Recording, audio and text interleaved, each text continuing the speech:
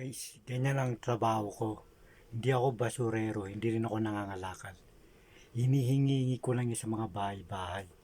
Yan, mga karton, tapos bote. Yan, tingnan nyo, marami yan. Ang pa, oh.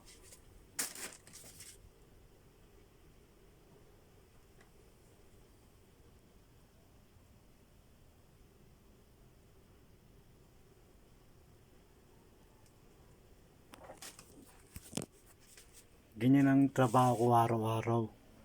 Kaya kung mapapansin nyo, kung bakit marami akong mga video. Kasi kung saan ako nakakarating.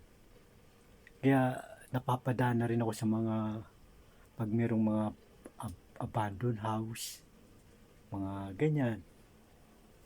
Tapos pinapasok ko. Ayan o. Ba?